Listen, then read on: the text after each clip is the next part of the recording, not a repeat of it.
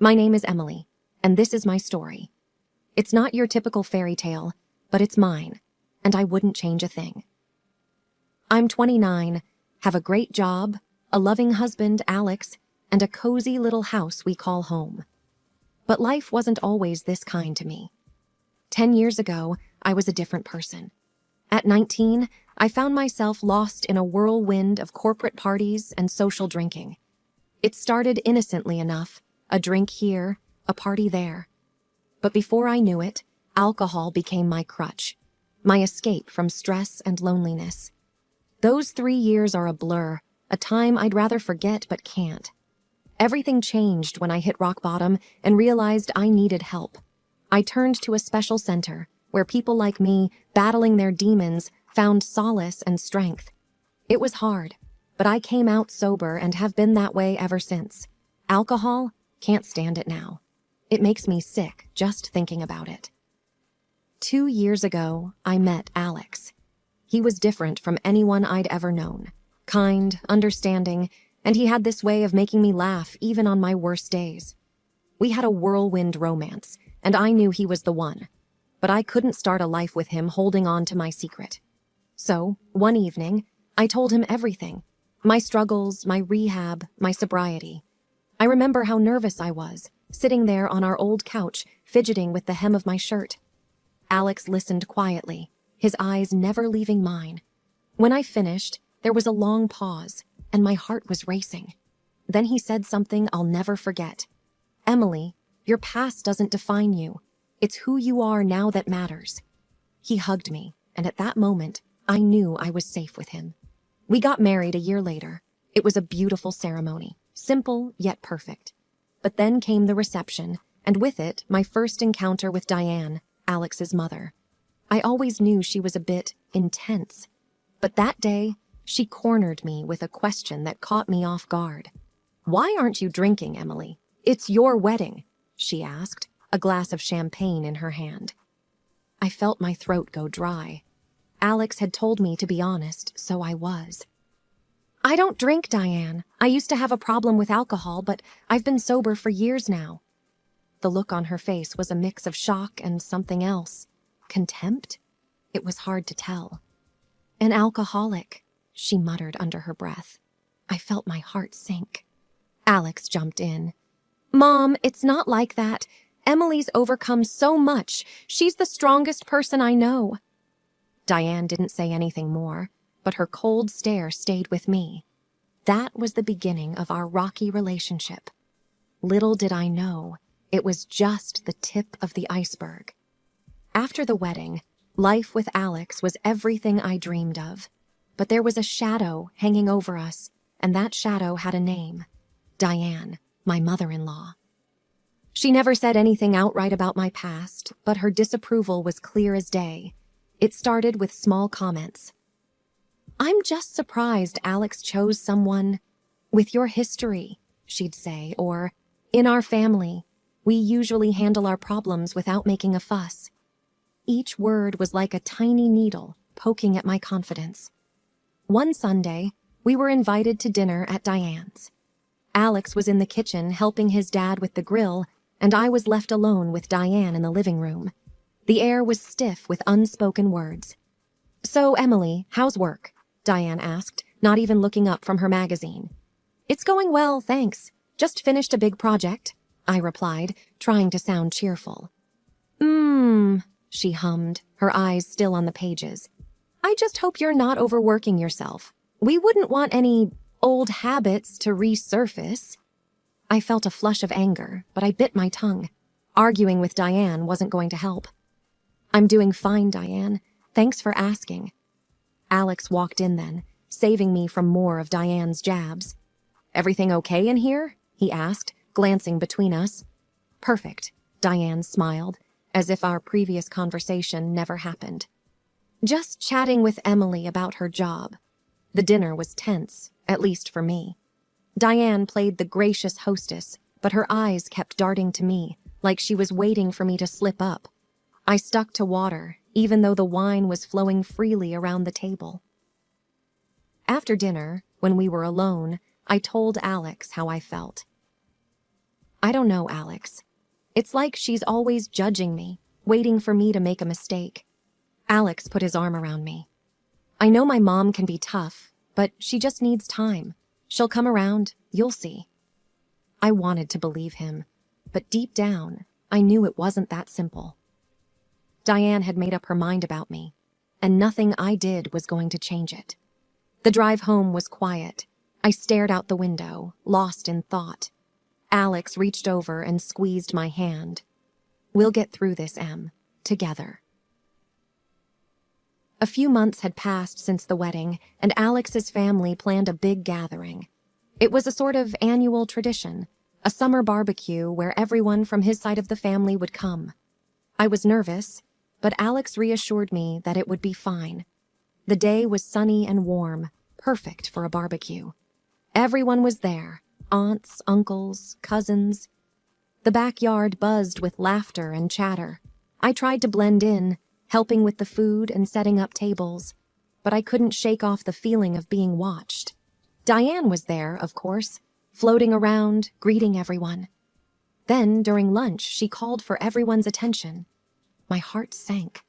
I had a feeling I knew what was coming.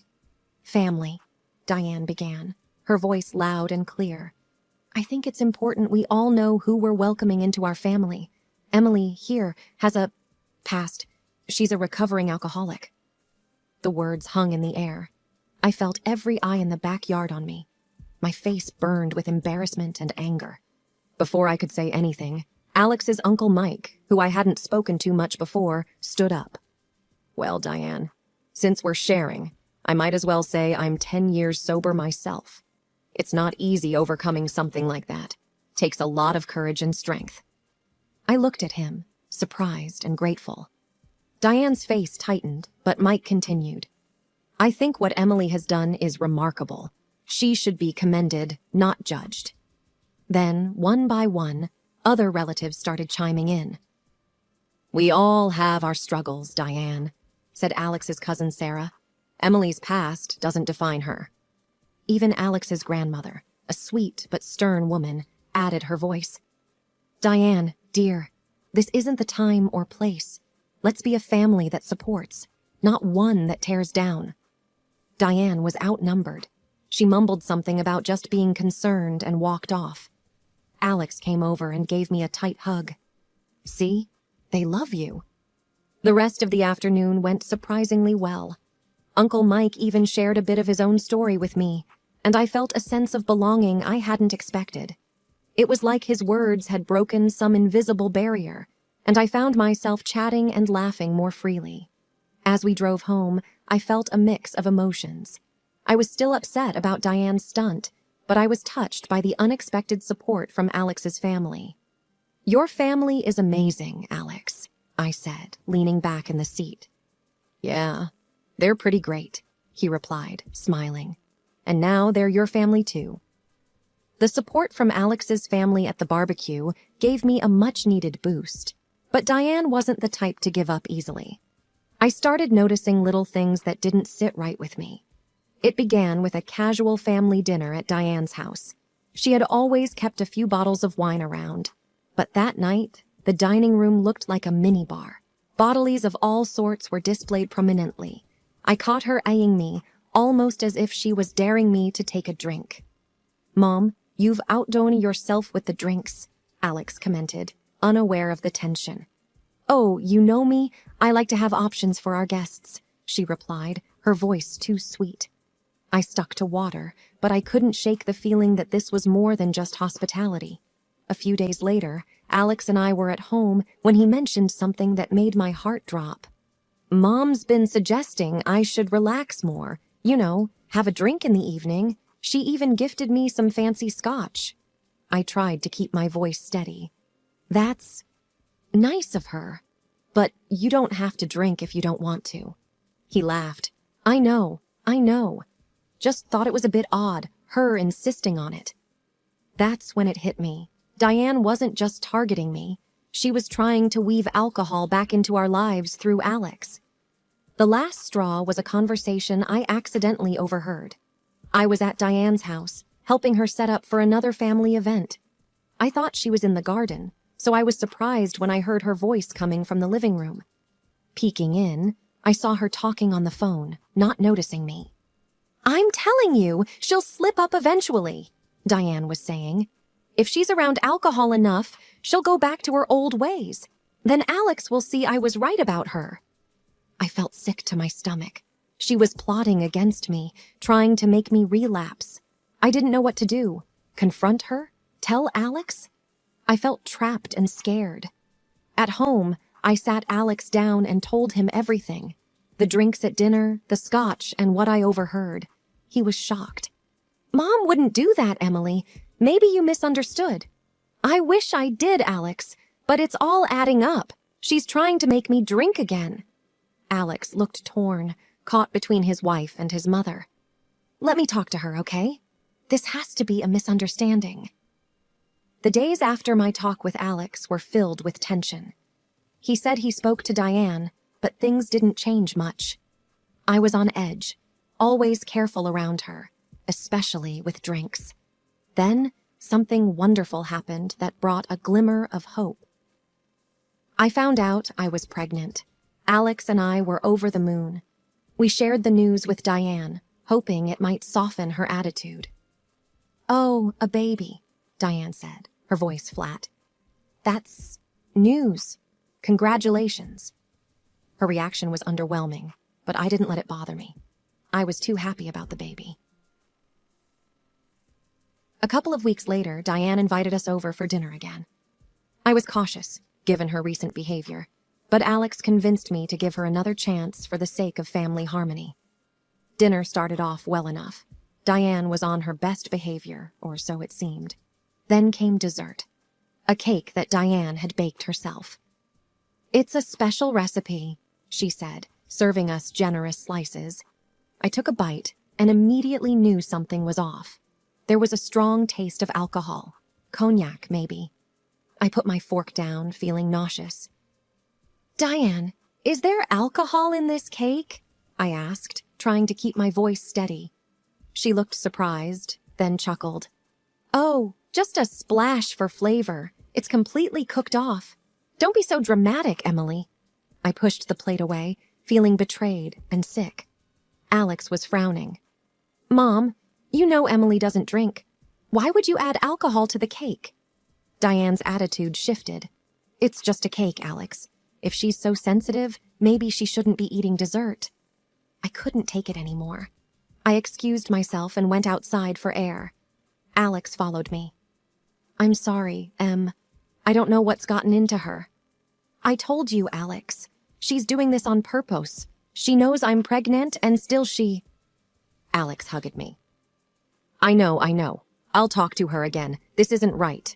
But talking seemed pointless. Deanie had crossed a line. I couldn't trust her, not with me, not with our baby. And the worst part? I felt like Alex was still struggling to see how deep this went. That night, I lay awake, thinking about everything. Diane's actions, Alex's reluctance to fully confront her, our baby's future. I needed to protect my family, but I felt so alone in this fight. The incident with the cake stayed with me. I couldn't shake off the feeling of betrayal. I tried to talk to Alex about it, but it felt like he wasn't fully grasping the seriousness of his mother's actions. One evening, we were sitting in the living room, and I decided to bring it up again. "Alex, I can't stop thinking about the cake Diane made. It's like she's testing me, pushing my limits." Alex looked up from his book, his expression one of concern mixed with frustration. "Em, I know it seems that way, but maybe you're reading too much into it. Mom can be insensitive, but I don't think she's doing it to hurt you." I felt a surge of frustration. How can you say that? After everything? She's not just being insensitive, she's being malicious. And with the baby on the way, I don't feel safe around her. Alex sighed, putting his book down. "I know you're upset, but that's still my mom you're talking about. Maybe we just need to give her some space, let things cool down." I couldn't believe what I was hearing. Give her space? Alex, she's trying to sabotage me. I overheard her planning it. What more proof do you need? He ran his hands through his hair, a sign that he was getting stressed. I just can't believe she'd go that far. I'll talk to her again, okay? I'll make her understand that she can't keep doing this. But his words didn't reassure me. It felt like he was still in denial about his mother's intentions. And the more he tried to downplay it, the more isolated I felt. The next few weeks were tough. I started avoiding Diane as much as possible, which wasn't easy with all the family events. And every time I had to see her, I was on high alert, worried about what she might say or do. Then one day, something happened that made me question everything. Alex and I were at a family barbecue, and I overheard a conversation between Diane and one of her friends. "Yes, I've been trying to get through to Emily," Diane was saying, her voice dripping with fake concern. "I'm just worried about her, with the baby and all. You know how she used to be." Her words stung. It was like she was painting herself as the concerned mother-in-law, while making me look like an unstable mess. I confronted Alex about it on the drive home. "She's telling people she's worried about me, making it sound like I'm a ticking time bomb." Alex's response was quiet, uncertain. "Maybe she's just trying to find a way to connect with you, in her own way." I felt a rush of disappointment. Her own way? By making me look bad? Alex, why can't you see what she's doing? He didn't have an answer, and the rest of the drive home was silent. The tension in our home was becoming unbearable. Alex was trying to keep the peace, but I could see he was torn. I knew I had to do something drastic to show him the truth about his mother. One night, I sat him down at our kitchen table. "Alex, I have an idea, but I need you to trust me. It's the only way to show you what your mom is really like." He looked hesitant. "What are you thinking?" "I want to set up a sting operation. I'll pretend to fall off the wagon, get drunk, and call your mom over. We'll see how she reacts when she thinks I'm alone and vulnerable." Alex was shocked. That's a big risk. What if it backfires?" "It's a risk I'm willing to take. I need you to see her true colors. Will you help me?" After a long pause, he nodded. "Okay, I'll do it, but I'll be right there, hiding, just in case." The plan was simple but risky. A few days later, I called Diane, pretending to be drunk. "Diane, can you come over? I'm not feeling good. Alex is at work, and I don't know what to do." I could hear the eagerness in her voice. "I'll be right there, Emily." We set everything up. Empty wine bottles were scattered around, and I lay on the couch, pretending to be passed out. Alex hid in the bedroom, ready to come out when needed. Diane arrived in record time. As soon as she saw me, a smile spread across her face. "I knew it. I knew you'd slip up eventually." I stayed still, listening as she continued. "You're going to ruin my son's life. But don't worry. I'll make sure he knows the truth about you." Then she said something that chilled me to the bone. "It's better this way. If you lose the baby because of your drinking, it's for the best." That's when Alex stormed out of the bedroom. "Enough, Mom! How could you say such things?" Diane turned, her face a mix of shock and anger. "Alex, what is this? Why are you here?" He was livid. "I heard everything, Mom. How could you be so cruel? How could you want harm to come to Emily and our baby?" Diane tried to backtrack, but the damage was done. Alex had heard everything. He told her to leave and not come back until she could accept and respect us. After she left, Alex turned to me, his eyes filled with remorse. "I'm so sorry, Emily. I should have believed you. I never thought she could be so hateful." I was shaken, but relieved. "It's okay, Alex. Now you know. We need to protect our family, and that includes protecting ourselves from your mom." He hugged me tight. "You're right. You and the baby are my priority. I'm sorry it took me so long to see the truth." After the confrontation with Diane, there was a palpable shift in our home. Alex was deeply troubled by his mother's actions and words, and I could see the conflict tearing at him. We knew things couldn't continue as they were. A few days later, Alex sat down across from me, a serious look in his eyes. "I spoke to Mom," he began, his voice heavy. I tried to explain how her actions and words have hurt us, especially what she said about the baby. I held my breath, bracing myself. And how did she take it? He shook his head, pain etched on his face. She wouldn't listen, Em. She just kept saying things, terrible things. She called our baby the child of an alcoholic. She refuses to accept you or our child as part of the family. I felt a sharp sting in my heart. The words cut deep, but I wasn't surprised. So what happens now? Alex reached for my hand, his grip firm. I told her she's not welcome in our house anymore, not until she can respect us and our family. I can't let her hurt you or our baby. The finality in his voice was something I'd never heard before. Are you sure about this, Alex? She's your mother. He nodded, resolute. I am. You and our baby are my priority now.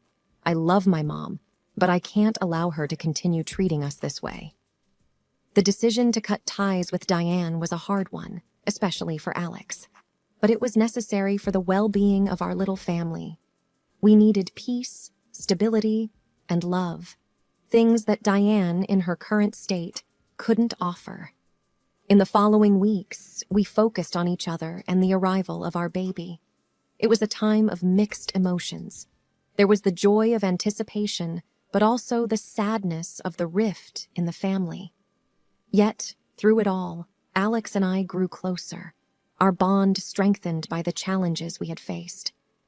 As I looked ahead, I knew there would be more obstacles, more tough decisions, but I also knew that together, Alex and I could face anything.